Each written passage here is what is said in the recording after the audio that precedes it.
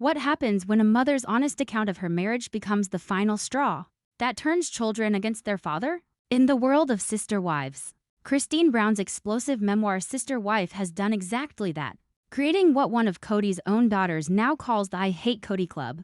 But this isn't just another reality TV family drama. This is the story of how decades of neglect, manipulation, and emotional abuse finally caught up with one of television's most controversial patriarchs. The aftermath of Garrison Brown's tragic death was supposed to be a wake-up call, a moment for healing, a chance for Kody Brown to finally step up as the father his children desperately needed. Instead, it became the catalyst that would expose just how deep the fractures in this family truly run. And now, with Christine's book serving as a roadmap to Kody's worst moments as a husband and father, even his most loyal defender, his daughter Mykelti, has joined the ranks of those who can no longer make excuses for his behavior. What viewers are about to discover will fundamentally change how they view the Brown family dynamics. Because when a daughter publicly creates an I Hate Kody Club and warns people that reading her mother's book will make them despise her father, the situation has moved far beyond typical family dysfunction into something much darker. For years, Mykelti Brown Padron stood as her father's most steadfast defender, while her siblings distanced themselves from Kody's increasingly erratic behavior. Mykelti remained the bridge between worlds, the daughter who still believed in the father she remembered from childhood. She was the one making excuses when he missed important events. She was the voice of reason when family members criticized his choices. She was, by her own admission, willing to put in 90% of the effort just to maintain some semblance of a relationship with the man who helped bring her into this world. But loyalty, no matter how deep, has its breaking point, and for Mykelti, that breaking point came in the most devastating way possible, at her brother Garrison's memorial service. While the specific details of what transpired at that service may never be fully revealed, the aftermath speaks volumes. Something happened that day that was so egregious, so utterly unforgivable, that even Mykelti, the daughter who had spent years defending her father's indefensible actions, finally said enough is enough. The tragedy is that Garrison's death should have been the moment that brought this fractured family together. It should have been the wake-up call that reminded Kody of what truly matters in life. Instead, it became the final nail in the coffin of relationships that were already hanging by threads. Because when you lose a child, and your response is to somehow make the situation about yourself or create additional drama for your surviving children, you reveal something fundamentally broken about your character as both a parent and a human being. Mykelti's transformation from devoted daughter to disillusioned critic didn't happen overnight. It was the result of years of accumulated disappointments, broken promises, and the slow realization that the father she was defending no longer existed, if he ever had at all. Christine Brown's memoir Sister Wife was never intended to be a weapon against her ex-husband. But sometimes the most damaging truths are the ones told without malice, the simple, honest recounting of events that reveal patterns of behavior so disturbing that they speak for themselves. When Christine decided to write her book, she was doing what many divorced women do, processing her experiences, sharing her truth, and hopefully helping others who might be in similar situations. What she probably didn't anticipate was that her honest account of life with Kody would serve as a revelation for their children, a connecting of dots that had been scattered across decades of family dysfunction. You see, children of narcissistic or emotionally abusive parents often grow up thinking their experiences are normal. They make excuses for behavior that should be inexcusable. They gaslight themselves into believing that maybe they're the problem. Maybe they're asking for too much. Maybe this is just how families work. It takes an outside perspective, sometimes from a book, sometimes from therapy, sometimes from the wisdom that comes with age, to help them realize that what they experienced wasn't normal at all. For Mykelti, reading her mother's book was like looking into a mirror that finally showed her the truth about her childhood. All those times she defended her father's absence by saying he was providing for the family. All those moments she explained away his neglect by insisting he was doing his best with a complicated situation. All those instances where she convinced herself that his love for his children was simply expressed differently than most fathers. It all came crashing down as she read page after page of her mother's honest recollections. The most chilling aspect of Mykelti's reaction to the book isn't just that it changed her perspective on her father. It's her warning to others: only read Christine's book. If you want to be part of the I Hate Kody Club, think about the implications of that statement.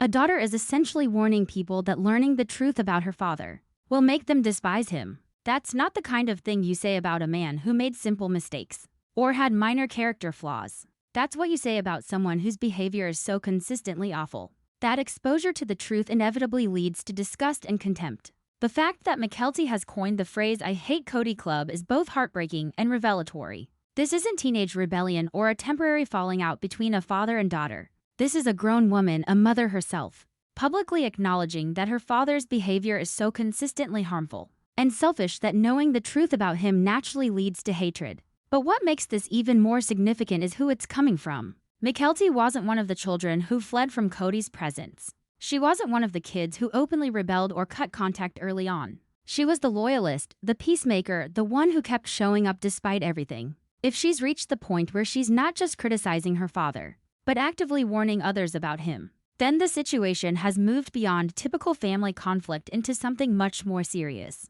The "I hate Kody Club" isn't just a catchy phrase. It's a support group for people who have been damaged by Kody Brown's selfishness and manipulation. It's a recognition that his behavior follows such predictable patterns that anyone who learns about them will have the same reaction of disgust and anger. Mykelti's use of this phrase multiple times throughout her book club discussion wasn't accidental or flippant. It was deliberate and calculated. She's sending a message not just to her father, but to anyone else who might be making excuses for his behavior. She's saying, stop pretending this man deserves your sympathy or understanding. His actions speak for themselves, and they're consistently awful. One of the most damning revelations from Christine's book, as validated by Mykelti's commentary, is the picture it paints of Kody as a father throughout the years of Sister Wives. Viewers were told repeatedly by the mothers that Kody was such a great dad. Janelle, in particular, would sing his praises whenever the topic came up, leaving many viewers scratching their heads and wondering if they were watching the same show. Now we know the truth. Those statements weren't reflections of reality. They were protective lies told by women who were trying to maintain some semblance of family stability for their children. They were attempts to create a narrative that their kids could live with, even when the reality was far more damaging. The truth, as revealed in Christine's book and confirmed by Mykelti's reactions, is that Kody was never really a father in any meaningful sense of the word. He was, at best, an occasional babysitter who would watch his children when it was convenient for him and aligned with his interests. He would engage with his kids if they were doing something he wanted to do, watching his favorite movies, participating in activities he enjoyed, existing quietly in his orbit while he held court. But real parenting, the daily grind of raising children, the sacrifice of putting their needs before your own wants, the consistent presence that children need to feel secure and loved, that was never part of Kody's repertoire. Instead, he treated his role as patriarch like a part-time job that he could walk away from whenever something more interesting came along. Mykelti's validation of her mother's accounts reveals just how damaging this type of parenting can be. Children don't just need a father who shows up for the fun stuff or the photo opportunities. They need consistent presence, emotional availability, and the security that comes from knowing their parent will prioritize them when it matters most.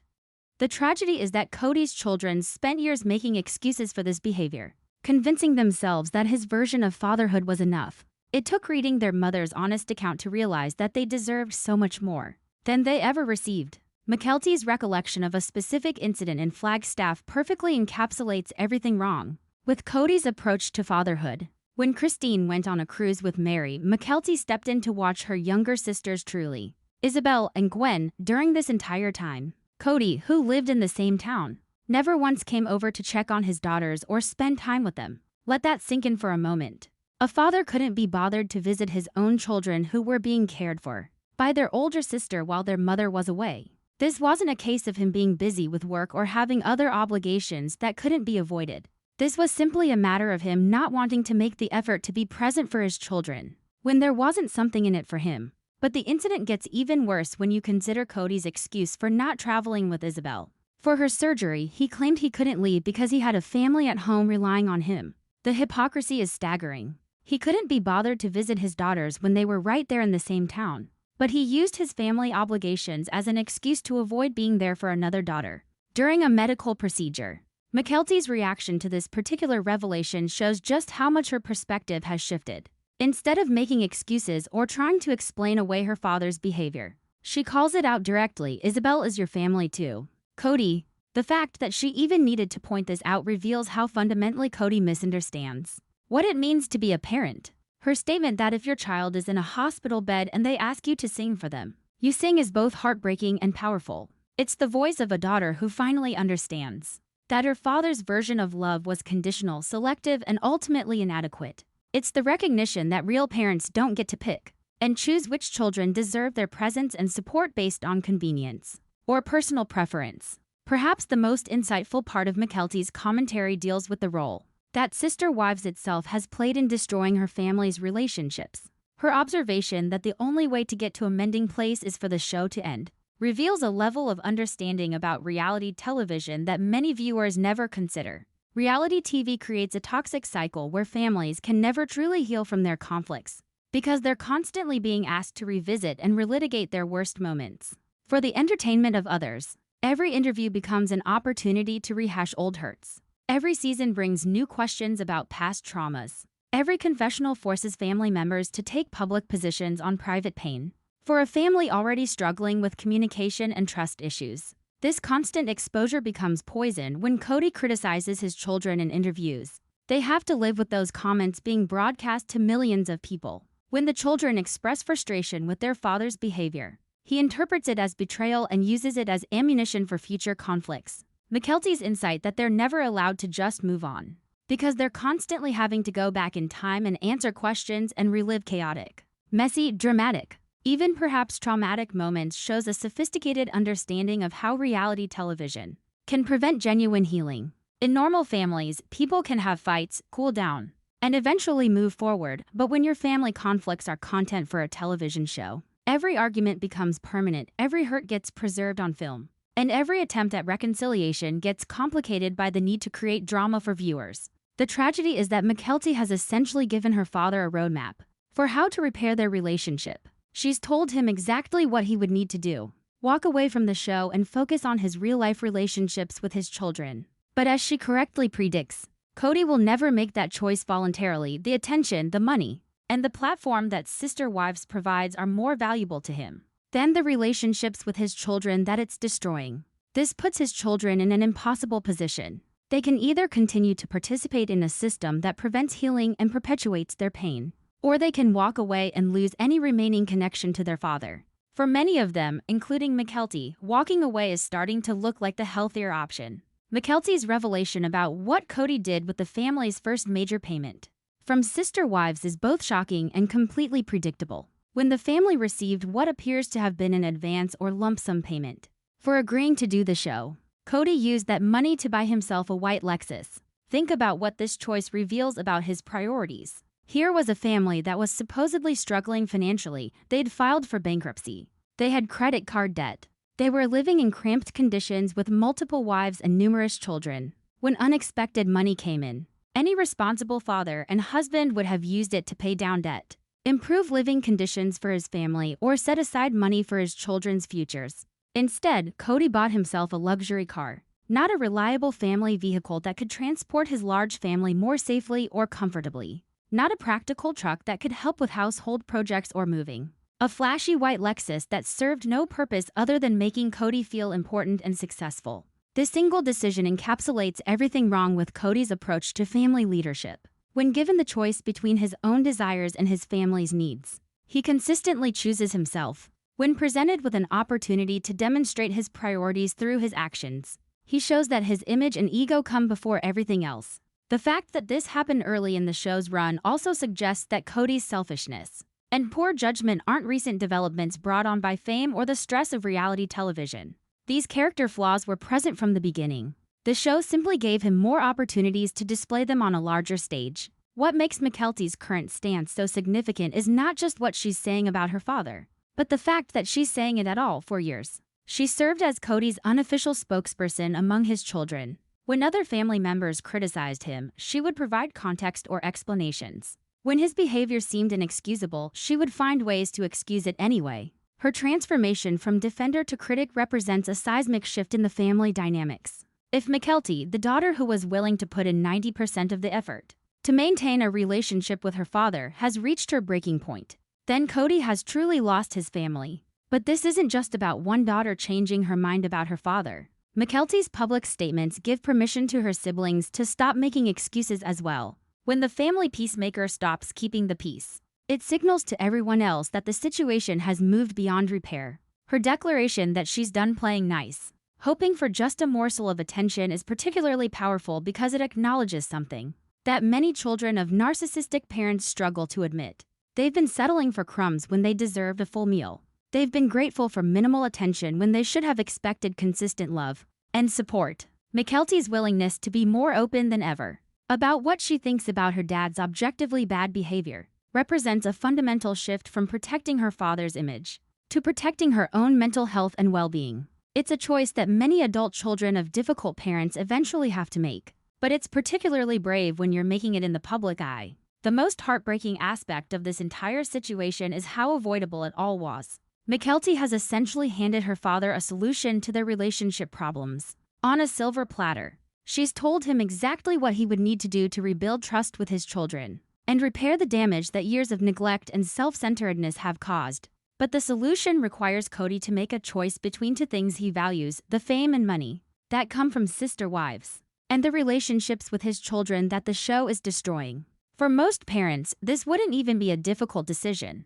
The well-being of your children would obviously take priority over a television show, no matter how successful or lucrative it might be. The tragedy is that based on Kody's track record, everyone already knows which choice he'll make. He's spent decades demonstrating that his own interests come first. His image matters more than his children's emotional well-being, and his need for attention and validation outweighs his responsibilities as a father. Mykelti knows this too. Her prediction that Kody will never proactively walk away from sister wives isn't just speculation, it's the informed opinion of someone who has watched her father make the same selfish choices over and over again for her entire life. This puts his children in an impossible position. They can either continue to participate in a system that prevents healing and makes their private pain into public entertainment, or they can walk away from any remaining relationship with their father. For many of them, walking away is starting to look like the only option that preserves their mental health and allows them to build healthier relationships in their own lives.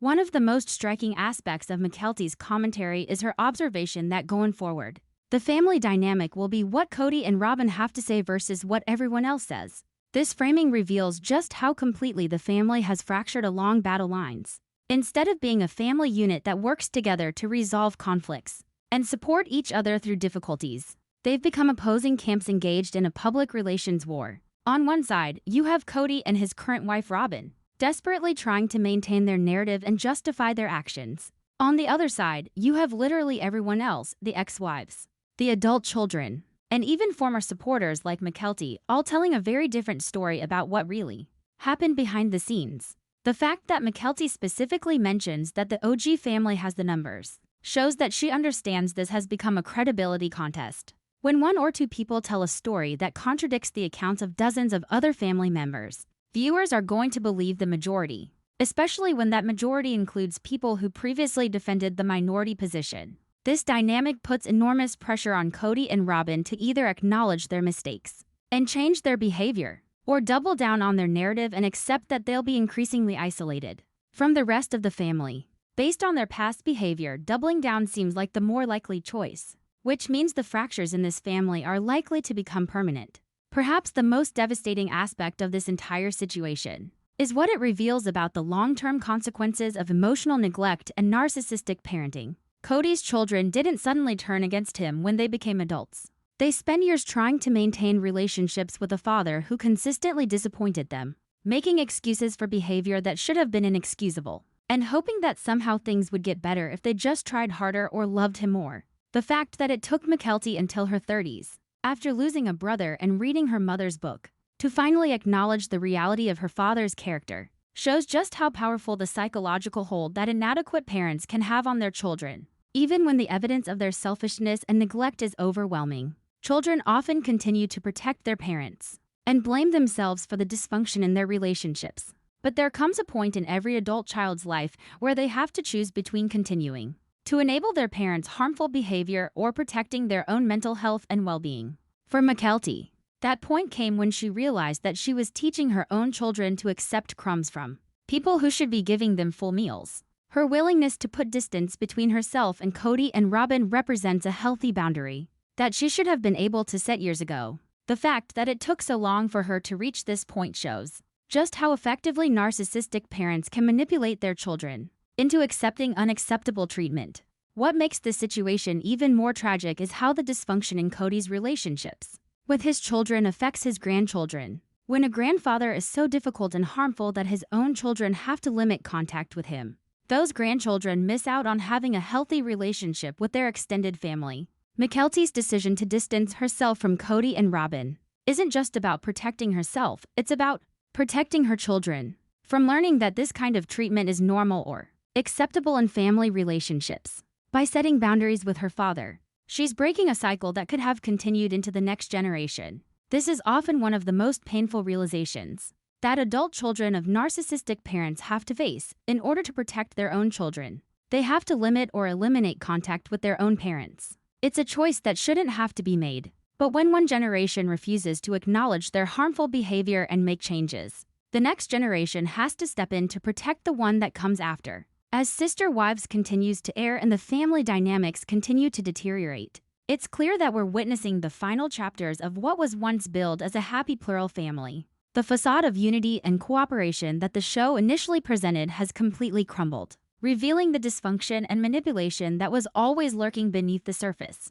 Mykelti's transformation from loyalist to critic is likely just the beginning. As more of Kody's children reach the point where they're willing to speak honestly about their experiences, the picture of his parenting will become even clearer and more damaging. The tragedy is that none of this had to happen at any point over the past several years. Kody could have chosen to prioritize his relationships with his children over his need for fame and attention. He could have acknowledged his mistakes, made genuine apologies, and worked to rebuild trust with his family. Instead, he's chosen to double down on his narrative, dismiss his children's legitimate concerns, and continue participating in a television show that makes genuine healing impossible. In doing so, he's guaranteed that his legacy will be defined not by whatever positive moments he might have had as a father, but by the pain and dysfunction he caused in his children's lives. Mykelti's final comment that she's excited for this new era and hopes she keeps the same energy suggests that we haven't seen the end of her truth-telling. As she continues to process her experiences and share her insights,